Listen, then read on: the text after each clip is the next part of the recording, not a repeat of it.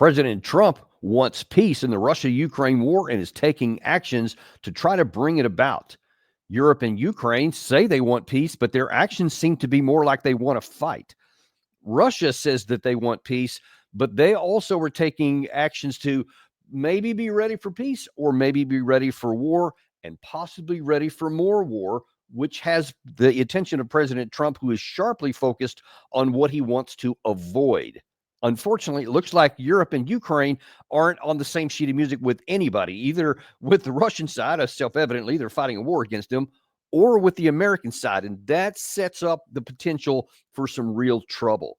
We're going to analyze some of those things today and just find out what some of the people are saying and what they're doing and what the risks are, things that you need to know, because we're uncompromised and we are going to give you the truth that is on the ground, whether anybody else wants to see it or not. You deserve it and you are going to get it today.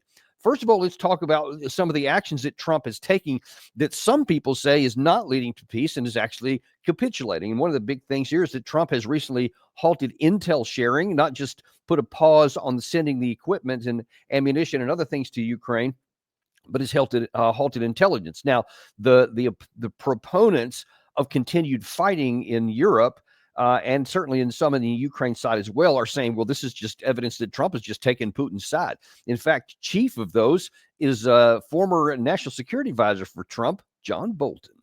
If I may come to this order suspending offensive cyber operations against Russia, this is a huge mistake for the United States. Forget Ukraine. This isn't going to make Russia more eager to come to the table. It's the rest of Trump's policies abandoning Ukraine and taking Russia's side that prevent Russia from coming to the table. Why should they negotiate when Trump gives them everything they want?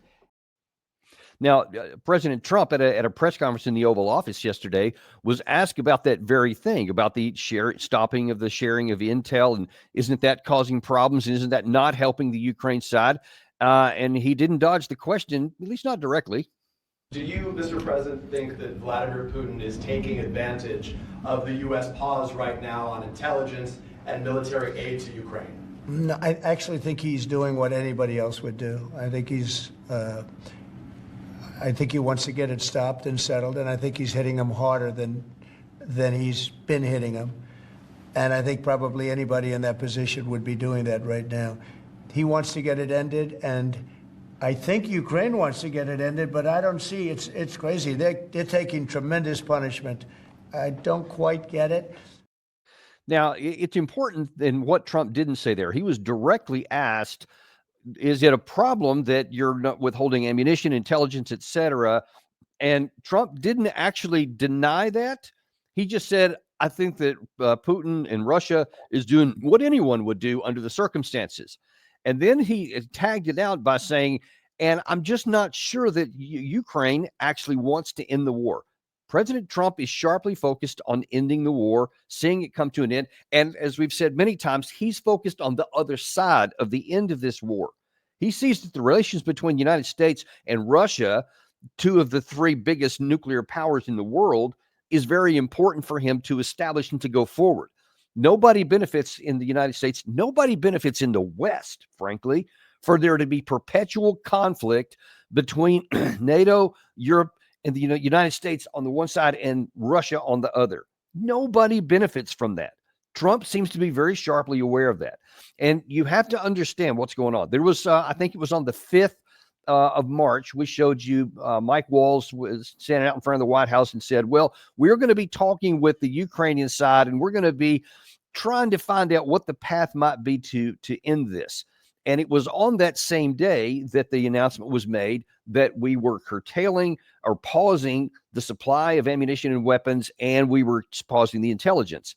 Those things are, I think, directly connected. In my opinion, I think that is sending a message to the Ukraine side. And you may recall Keith Kellogg said some of these things were supposed to be a, quote, tuba for upside the head of a mule. Guess who the mule was in his analogy?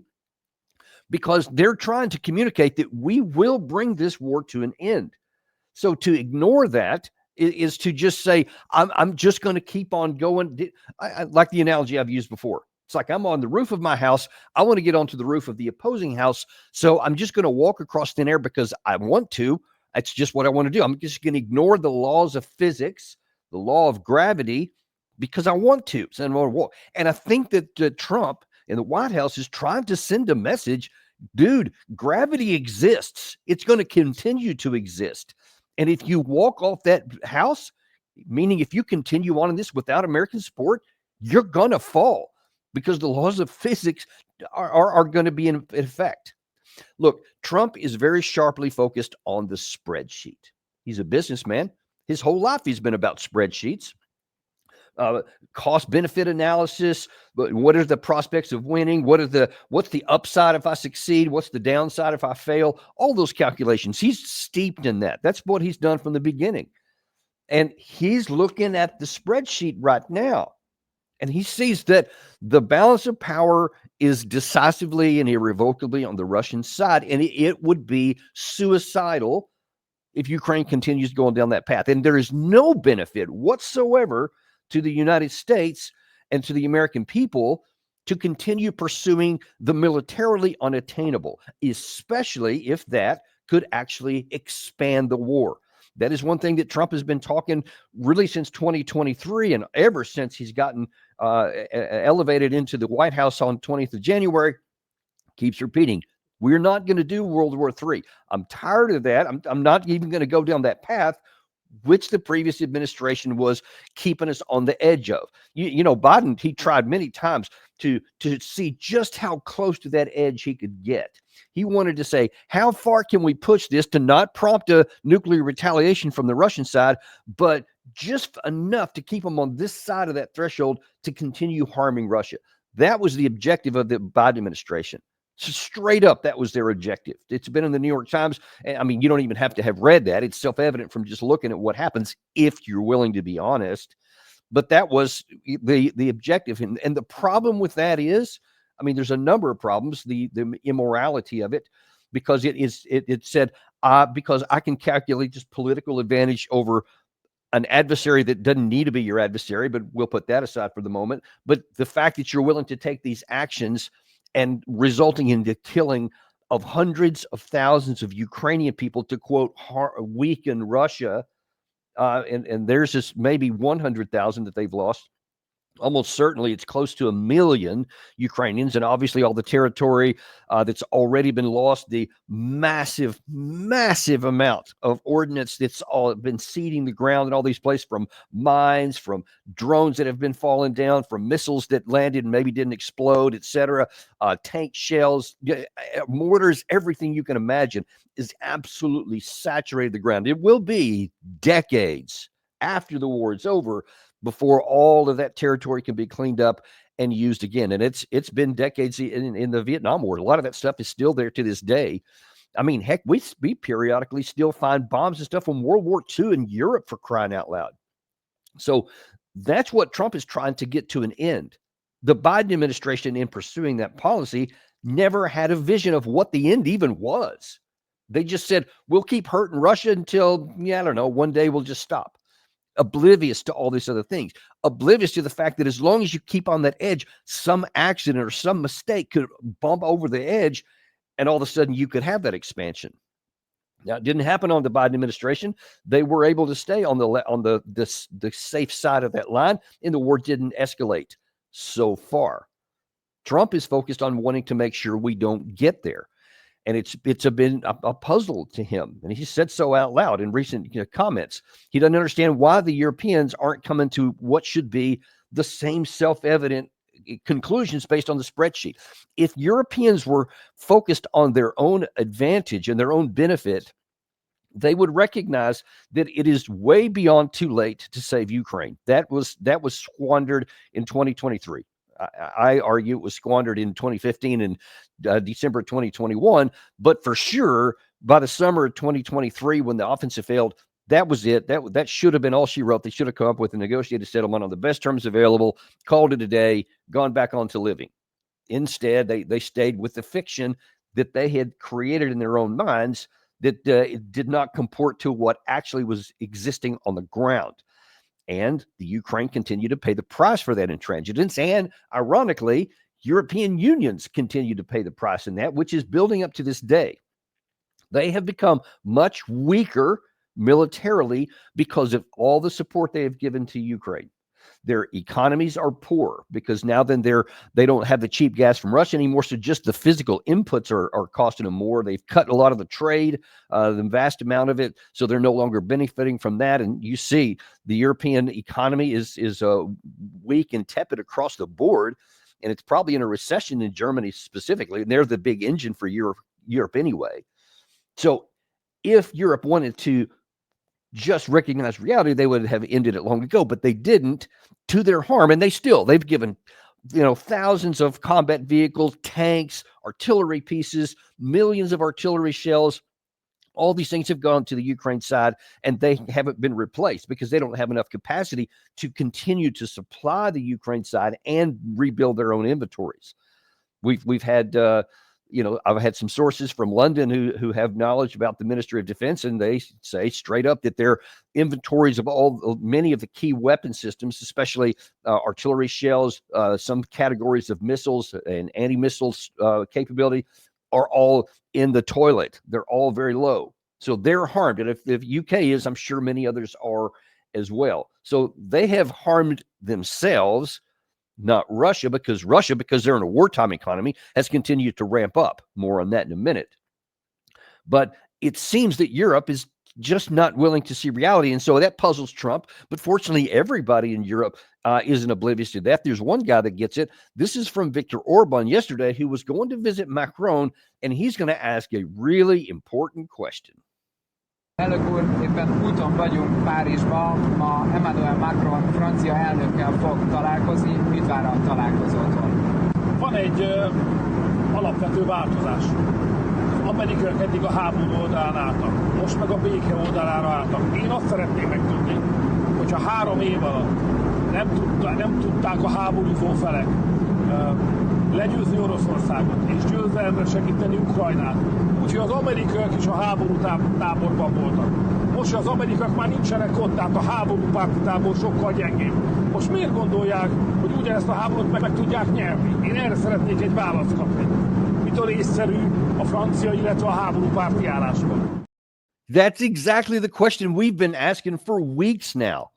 If the United States, under the Biden administration, put so much war material, so many billions of dollars, and so much ammunition, and all of the categories of war that we've helped them with, intelligence, training, all those kinds of things, with everything the European Union did, and it failed. It failed on the offense. It failed on the defense. I mean, you can just look at the years 2023 and the year 2024, and there was a major offensive failure and a major defensive failure, which has perpetuated into the early part of 2025. And yet, you still have the Europeans unwilling to acknowledge that plain reality that Viktor Orban is painfully asking.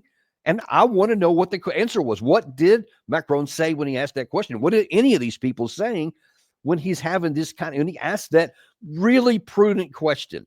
If this didn't work, now that the U.S. is curtailing its support, what possible logic would you have to say that now the Ukraine side is going to win? Why would you keep doing things that work to your own disadvantage? I don't know, but it certainly is continuing to happen, because while Viktor Orban is on the right side and Robert Fico of Slovakia is also on the right side, the European Union as a whole is still on the wrong side. Here's Ursula von der Leyen, I believe it was 2 days ago, talking about how they're going to rearm and re-up. This is a watershed moment for Europe. And Ukraine, as part of our European family, it's also a watershed moment for Ukraine. Europe faces a clear and present danger, and therefore Europe has to be able to protect itself, to defend itself, as we have to put Ukraine in a position to protect itself and to push for a lasting and just peace. We want a peace through strength. And this is the reason why I present today to the leaders the Rearm Europe plan.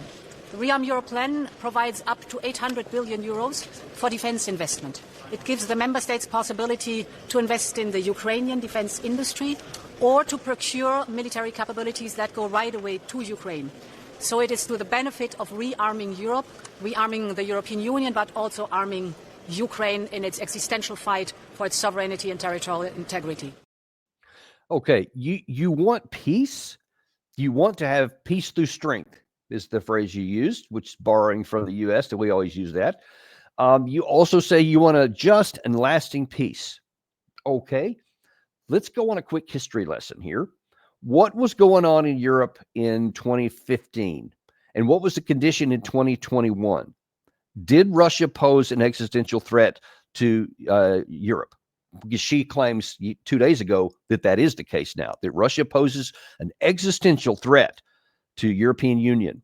And so they have to have this big rearm and rebuild program of allegedly $800 billion.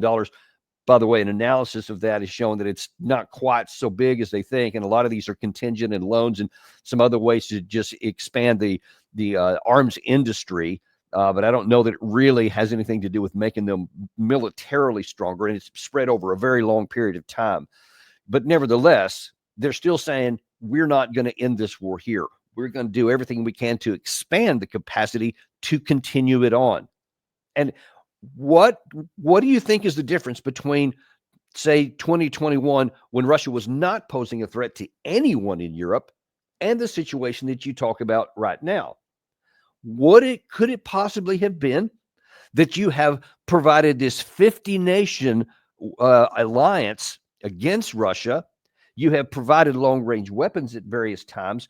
You provide training. You provided intelligence. You've provided whole categories of ammunition, weapons of war, etc., for use by the Ukraine side to kill Russians. Could that have anything to do with it? And do you think? Just put yourself in the Russian position for a moment. I know you're going to have to hold your nose, Madam President, but do it for the moment and just consider. If it was the Russians who were providing all this categories of assistance that I just mentioned for someone who was fighting against a European nation, let's just hypothetically say for a moment that it was that Russia was helping Ukraine fight against Poland, for example, and they had gotten into a skiff, and all of a sudden Russia just kept putting all this stuff in there. And would you say, well, that's fine for Russia? I mean, they're just helping the Ukraine here, but I mean, nothing we wouldn't do. So I'm not going to feel bad about Ukraine. But you see, if obviously that I don't have to go any further with that. It's ludicrous on the face value of it. If any country was helping someone else attack Europe, you would be all up in arms, as Russia is now. So you are providing the one of the worst conundrums that exist. There was no threat to the European Union in 2021. None. There was a big dispute between Russia and Ukraine. There was a civil war going on in Ukraine. One side was supporting, each side was supporting a different one in the civil war, and then it exploded for various reasons in 2022. Russia claiming it was because of NATO, Ukraine claiming whatever they can claim. Doesn't make any difference. The fact is, it was an issue between Russia and Ukraine that quickly became international because the West made this 50-nation alliance. And then, of course, Russia went to make its alliance. Then it got North Korea, it got Iran, etc. And even some kind of categories of help probably from China as well. It wasn't 50 nations, but it was still very substantial in what they ended up getting. So now that you have this quasi-war, it's actually already an international war. None of that existed before this. If the European Union had just said, okay, look, Zelensky, just do the stuff on the Minsk agreements, just change your constitution, we'll continue to do business with you, everything will be fine. There will be no war for anyone. We could have done that, should have done that. Once the war came on, we should have done it at Istanbul. I won't go through all that again. I've done it a ton of times. But you see the point. Whether it's Zelensky or the European Union, every time there has been an opportunity for peace, every time there has been a chance to end the war, they say no. We're going to keep fighting. And now we have the war we have. And now then, thank God that President Trump has come in with a different view. If it had been Harris, or if Trump had simply been like the other elites in the West and just said, oh, okay, well, I guess we should just keep trying to harm Russia and just kept going, then the chance that this war could expand would continue to grow until one day the Russian side is going to have had enough of it, and that they're going to give us the very war that we have been trying to stop for all this time. The very defensive alliance that NATO was supposed to have, or did used to be, has now turned into an offensive force that poses an existential threat on the border with Russia. And then now, because of the armaments we've given, the intelligence that we provided, the physical capacity for some of these long-range weapons, we physically participated in launching attacks into Russia itself. And apparently we think, well, because we don't want Russia to actually expand this any, and we don't think they will because of our nuclear umbrella, it'll just never happen. So we can continue to poke and prod and push and support the killing of Russians. And hey, that'll be cool because they'll be weakened and they'll never do anything back. Those days are coming to an end. Evidence is starting to pile up that Russia is not only no longer weaker, they are stronger now than they were. This is another perverse production and accomplishment of the Biden administration and the European Union in large measure, because they had made themselves and us weaker. I mean, I've told you, the U.S. alone has given over 10,000 military vehicles of all different categories, whether you're talking about tanks, APCs, infantry fighting vehicles, artillery pieces, etc., supply trucks, everything, you name it.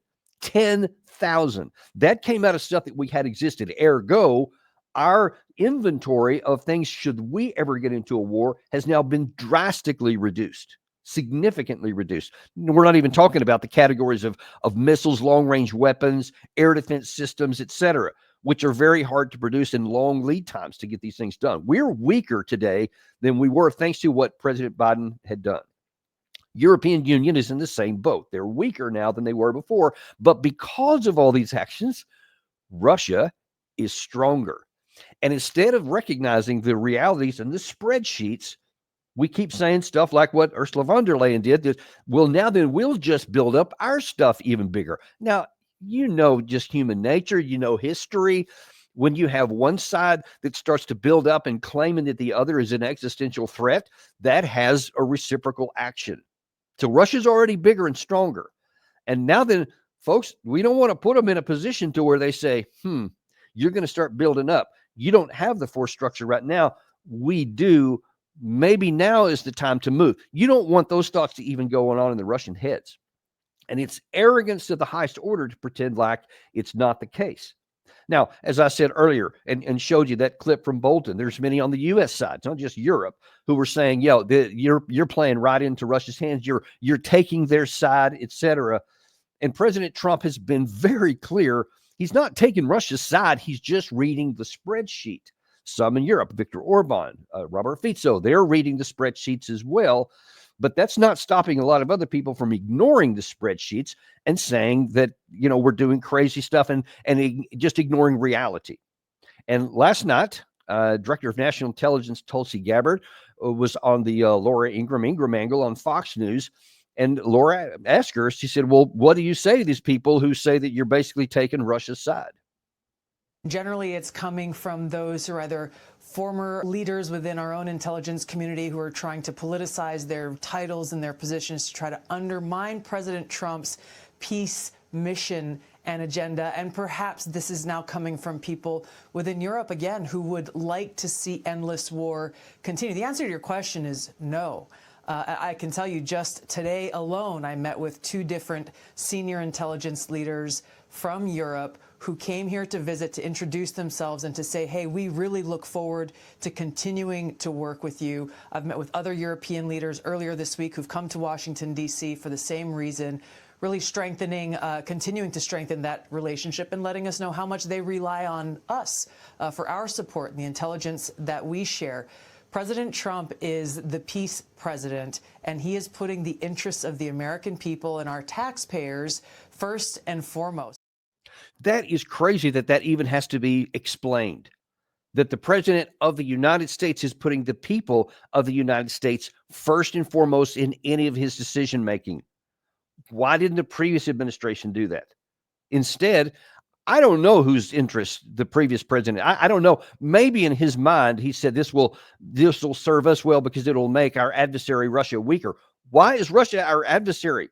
They don't need to be our adversary at all. They can be a partner. They don't have to be our best friends because we have a lot of interests that are never going to align. Fair enough. No problem with that at all. But there's a lot of areas where there is alignment. There's a lot of things that we have been done at different periods of time where we work very cooperatively together, very successfully together.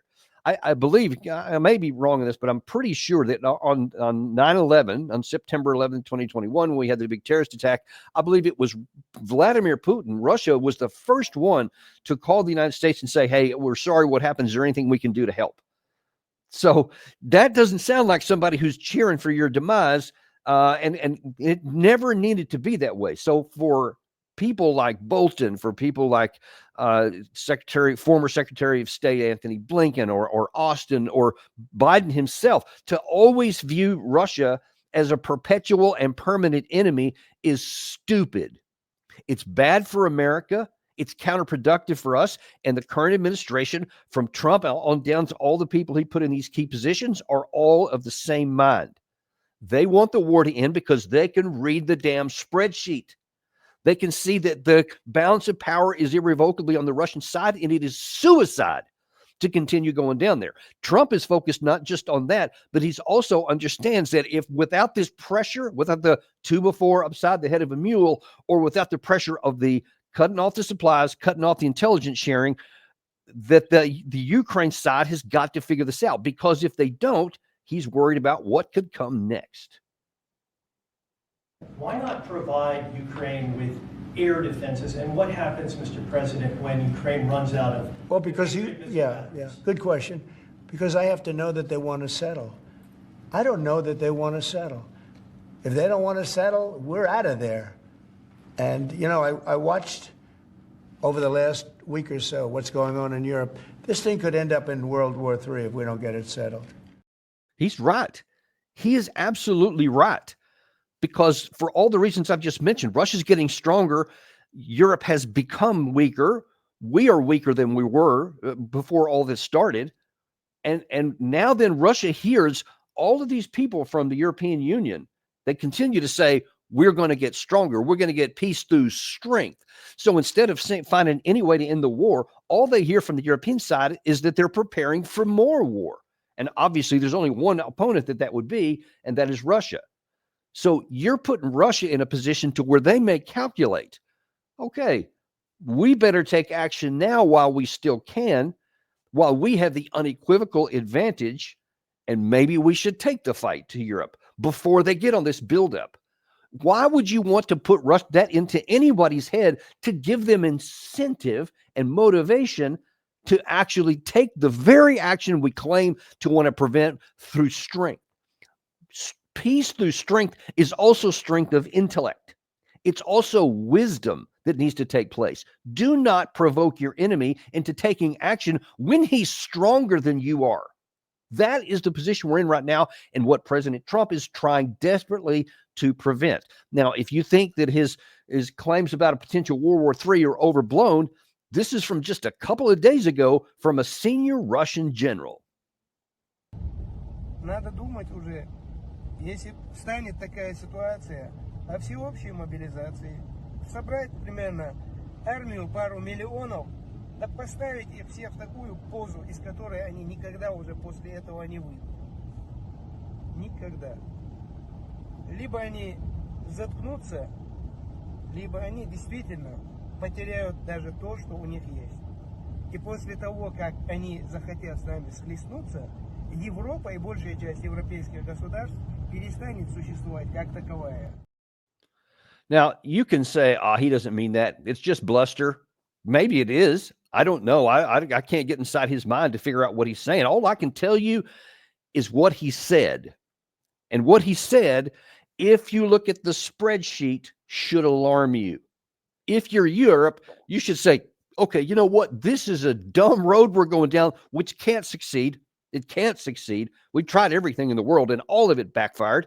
And now Russia's stronger and getting bigger by the day. And listen, let's just look at some of the key aspects. Let's look at the 30,000 foot level of the spreadsheet, because we can do that pretty quick. On the Russian side, they are in a wartime mobilization right now, industrial. They haven't even, other than one short one in, I believe it was October 2022, where they had a 300,000 force mobilization. All the rest of it has been just people signing up. They've been recruiting. People have been willing to sign up. They haven't been forced into it, but they could. If they wanted to, if they felt the need to, they could launch a full-time wartime mobilization. They are in a wartime economy or something close to it. Apparently, from some I've talked to, it is like 75%. It could go higher, and they could get a full wartime mobile. That would be like what the Ukraine side has done. They're in full mobilization mode. They have what is that called? The martial law. So literally everything has come under the orders and command of the president. Russia never did that. They don't have martial law. They still have open borders. They still have people can come in and visit the country, and they only have people mobilized. That's the reason why they call it a special military operation. It's not just an eye-rolling kind of euphemism for war. It actually has very quantifiable legal issues and ramifications inside of Russia, and they are stopped short of it, but they could go to it. And by the way, it wouldn't be like what the Ukraine side is doing right now when they have their forced mobilization. They're grabbing dudes off the street, physically grabbing them, people with no experience at all. They've gutted through whole categories of their population. And now they're thinking about going to the lower levels, the guys who have no experience of any sort militarily. Russia's not like that. So number one, they're whatever it is, 140 million population.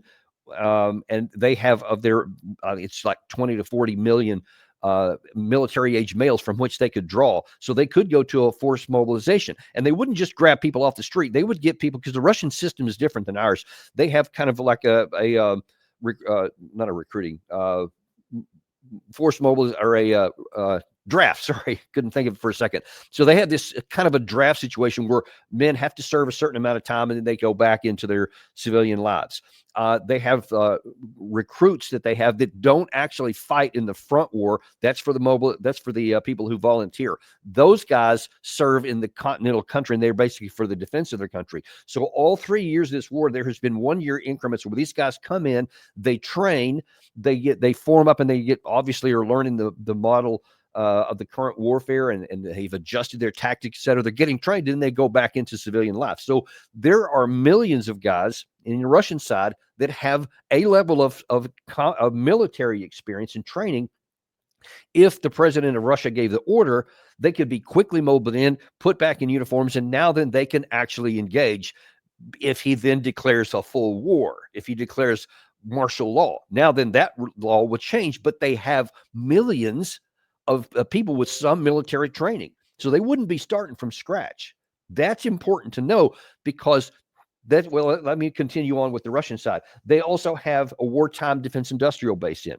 They were caught short when this war started because they didn't expect to have to fight a long war. They thought it was going to be a shock and awe kind of thing, and that the Ukraine side would capitulate, much like what we did in Iraq in 1991 and again in 2003. You had like a month of fighting. The shock and awe of the United States compelled many of the Iraqi units not even to fight, and so that war was over quickly. Russia thought the same thing, so their defense industrial base was still at a peacetime level. That got shattered when the Ukraine side fought ferociously and showed the Russia that they are not going to succeed there, and it took them a good solid year and a half, maybe 2 years, to really get all that stuff retooled, to get the inputs going, to get the raw materials imported from the various sources, whether inside or outside of Russia, et cetera, hired the people, built the factories, all that kind of stuff, get the tools and machine things made. All that takes a long time to do.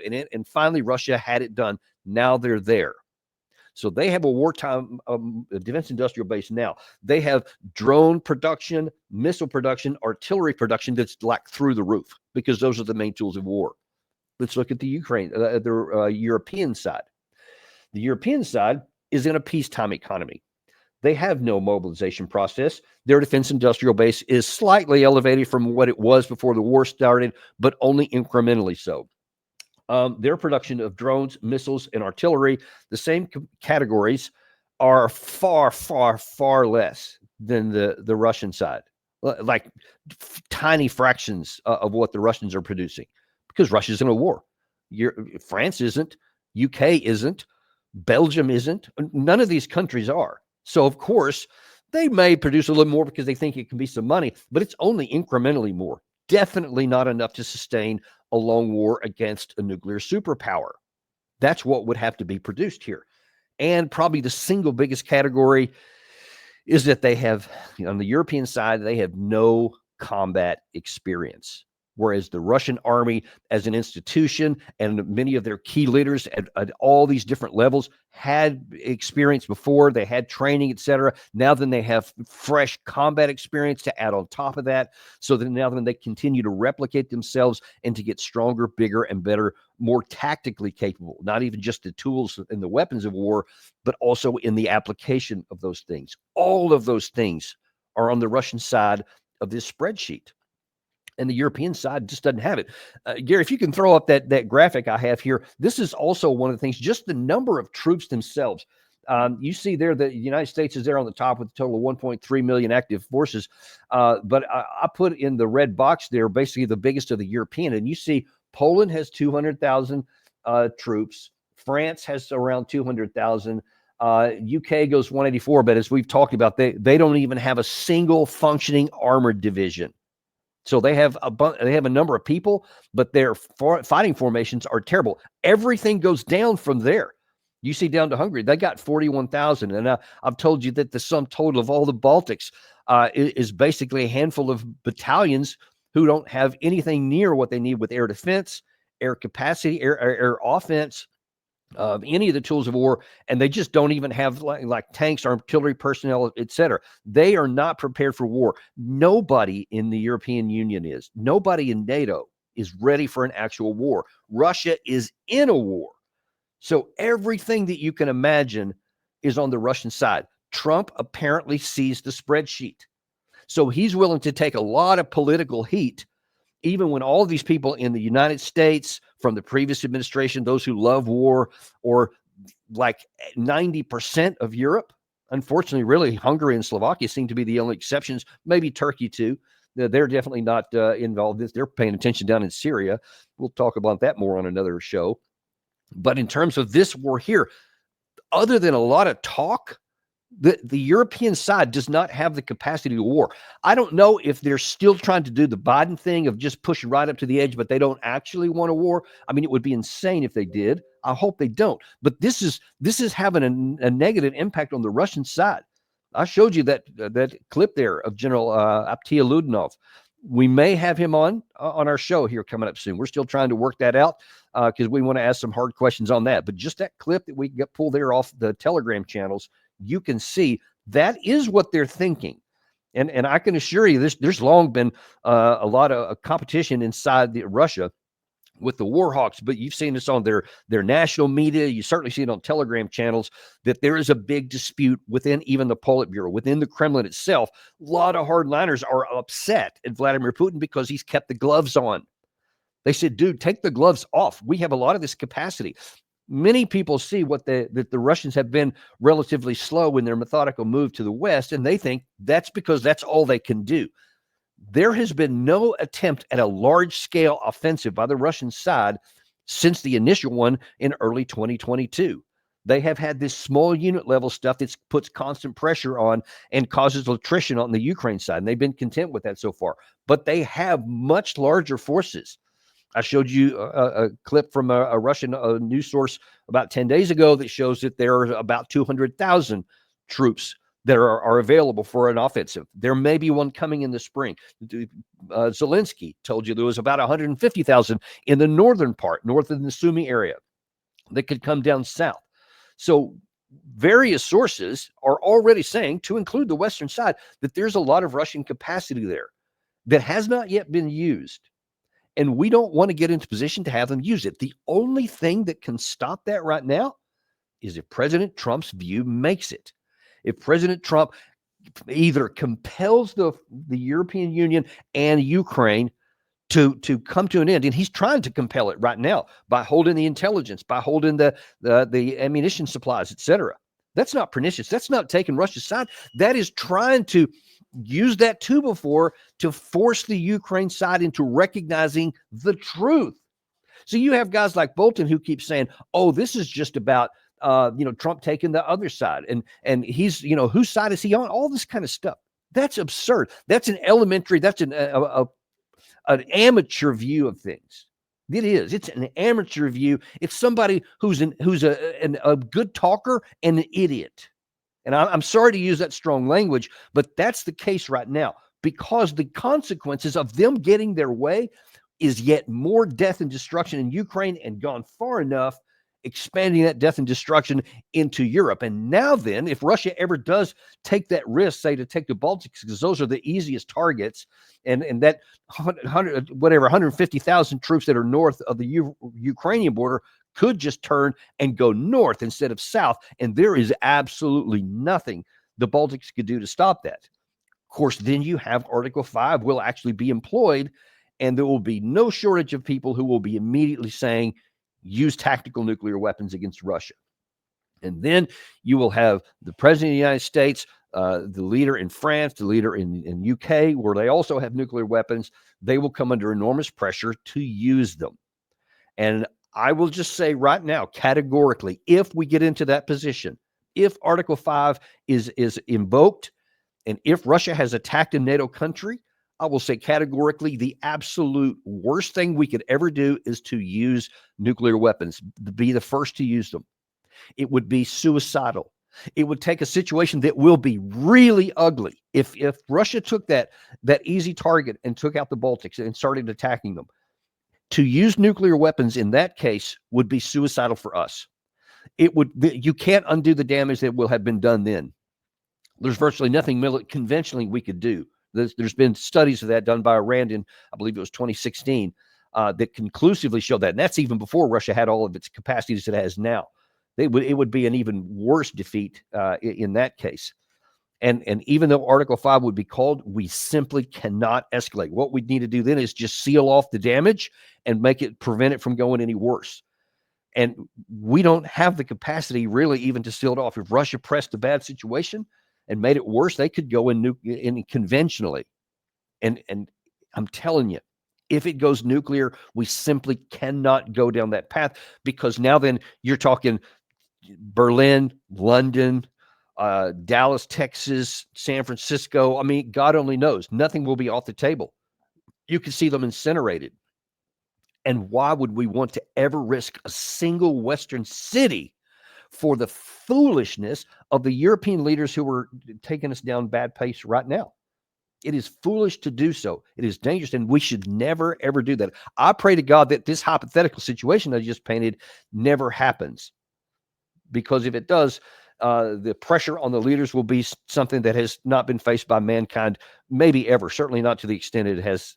Even World War II, as big as that was, which ended up costing 60 million lives, even that pressure wouldn't be as great as what would be on our leaders today, because of the potential for hundreds of millions through nuclear war. That's never existed before, so since 1945. So we'll have to see. I want to end this on showing you a great, very great piece of advice. It's from the Bible. Actually, this is spoken by Jesus in Luke 14, 31 and 32. He's talking to his followers, and he says, or suppose a king is about to go to war against another king. Won't he first sit down and consider whether he is able with 10,000 men to oppose one that's coming against him with 20,000? If he is not able, he will send a delegation while the other is still a long way off, and will ask for terms of peace. I mean, he's saying that like, I mean, self-evidently this is so. I mean, obviously it's just logic. It's obvious that that's the case. Why would a guy who's in the weaker position press on for a war and take up somebody who is double their strength? That's the advice and the logic we need to apply right now, because it appears the only one looking at that advice is the president of the United States, who sees the spreadsheet. He's counted the cost. He's counted that our side has, in this scenario, 10,000 and the Russian side has 20,000. The disparity is actually larger than that. Even if you want to add in the significant NATO air power, which is substantial, but our ability to sustain war is not substantial. Russia could endure the losses. We couldn't. We cannot fight a war with Russia because we don't have the ability to sustain war. Russia does. Let's don't get into that situation. I want to bring in Gary, if I could, here, because Gary, one of the things that just doesn't make sense to me, and I'm hoping that you'll be the guru here and can shed the light. That spreadsheet talking about is not secret. It's not classified. It's really easy to see. And yet, why do I keep having the Western people ignore it? Yeah, Danny, I look at we hear what they're saying regularly, all the time, for a long time now.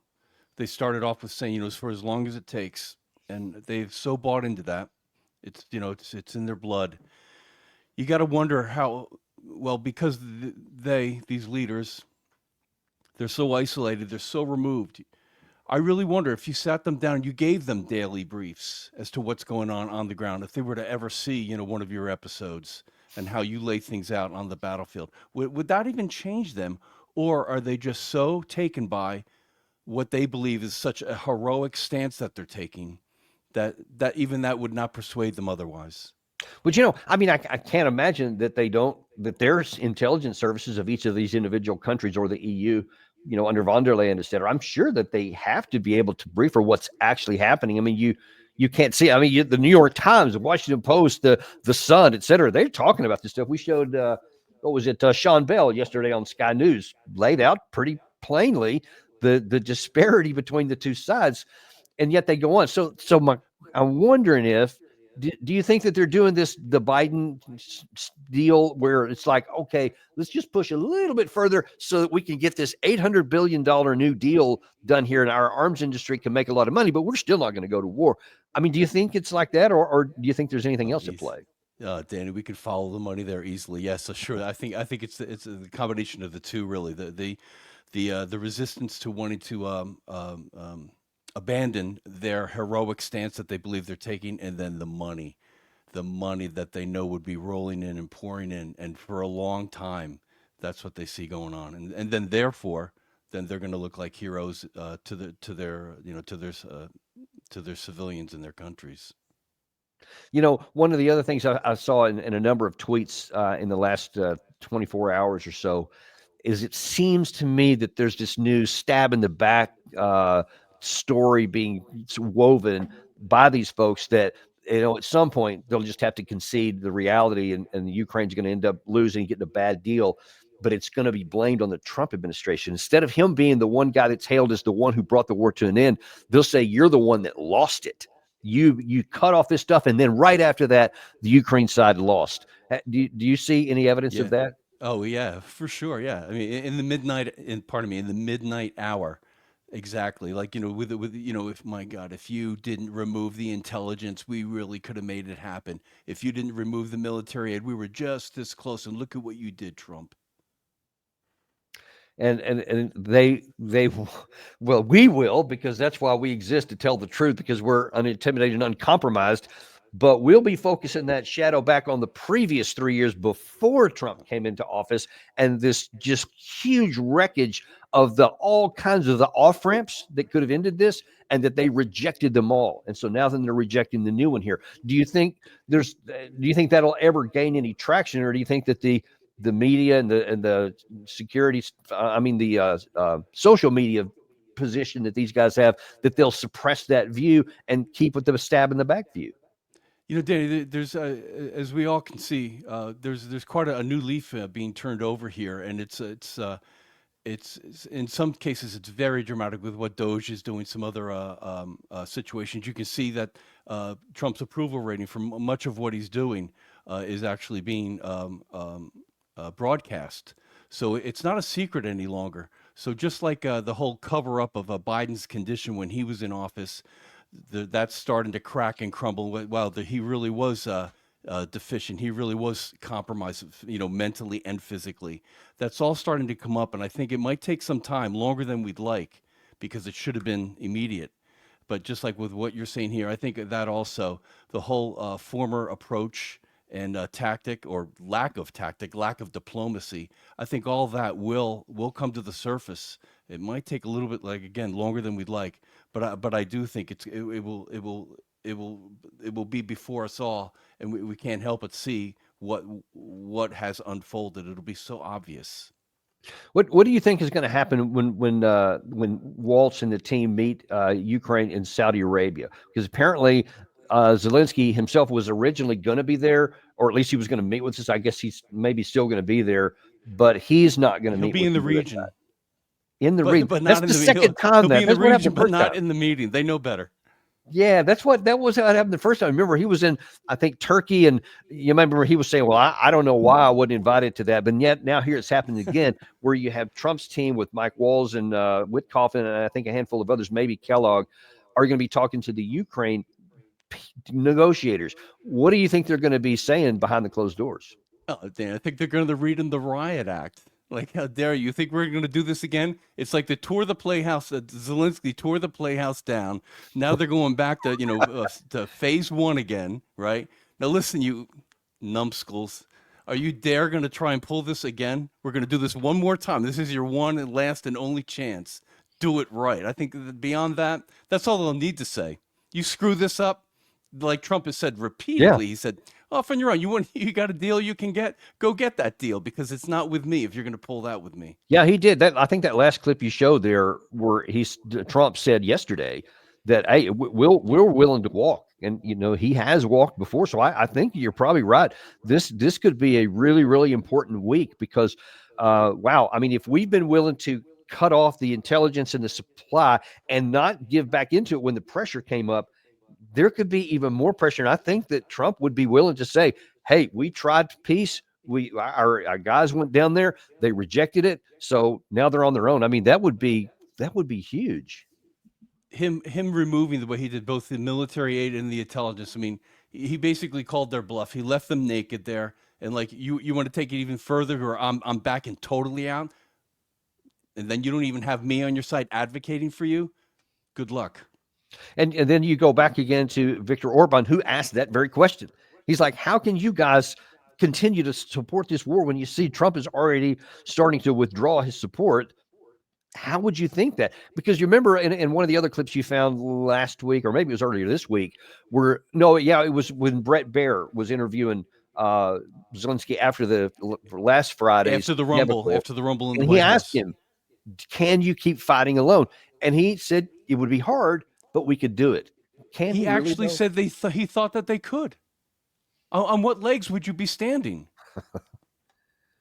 Yeah, because I think that I've seen that in terms of the amount of ammunition that's in storehouses and warehouses right now, plus whatever the European Union can continue to provide, because they haven't stopped, the Ukraine army can go another 6 months, I think. Oh, 6. Or maybe Waltz 4. had said that there was enough in the pipelines, basically, that it's not like it was cold turkey of there's nothing in the boxes, there's no ammunition. So I didn't realize it was 6 months though. Well, I mean, that's just the summer suggestion. I saw some on the Telegram channels, but I've also seen, I think it was the New York Times piece we highlighted a week or so ago. They thought it might be 4 months, but again, you have the psychological issue, and we saw what happened to the Afghan national security forces. They stood and they stayed together for 20 years until Biden announced that the U.S. was withdrawing, and they started moving folks out. And then it was just a matter of months before they disintegrated. And, what do you think the chances of that happening are? I guess the same, I guess, right? The same. Yeah, well, we're going to have to wait and see how that happens. But I know we got obviously a whole lot of things are going to happen. We're going to stay right on top of this with whatever happens in Saudi Arabia. But what else do we got coming up this week, Gary? We got a great week, Danny. We got both colonels, Colonel Jacques Beau and Colonel Douglas McGregor. And then on top of that, only the second time he's been on the show, Professor Jeffrey Sachs. Oh, okay. That'll be good. Looking forward to having him back on. It's been a while. And he is not shy about what he thinks is the truth. And so we'll be looking forward to having that as well. Really appreciate you guys being with us today. These Definitely. are tough subjects, but you deserve to know the truth. And look, there's at least some encouragement. We finally have somebody in the White House that says, I want to end the war, and they're taking steps to do that. So we're going to remain hopeful. We're going to continue to pray that we keep going down that direction, and we'll stay on top of it as we always do on Daniel Davis Deep Dive. Amen. Thanks, everybody.